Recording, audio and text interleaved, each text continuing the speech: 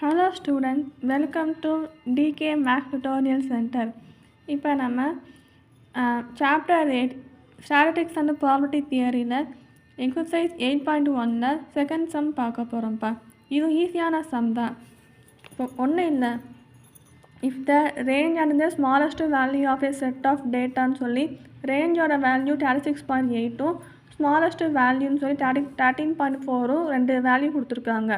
இப்போ largest value என்னன்னு கேட்டிருக்காங்க. ஸோ லார்ஜஸ்ட் வேல்யூ எப்படி பார்க்கலாம்? இப்போ ரேஞ்சு வந்து 36.8, ஸ்மாலஸ்ட் வேல்யூ 13.4ன்னு எழுதிடணும். ரேஞ்சோட ஃபார்முலா என்ன? எல் மைனஸ் எஸ், அதுதான் ரேஞ்சோட ஃபார்முலா.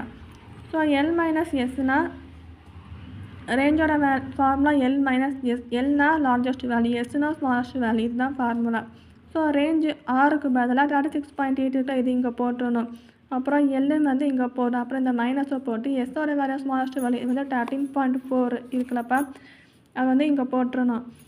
இப்போ எல் வந்து எல் வந்து இந்த பக்கம் வந்துருச்சுன்னா இந்த 13.4 வந்து இந்த பக்கம் போனால் ப்ளஸ் ஆயிடும். ஸோ இதுவும் ப்ளஸ் பண்ணி வர்ற ஆன்சர் தான் 50.2ன்னு வரும்.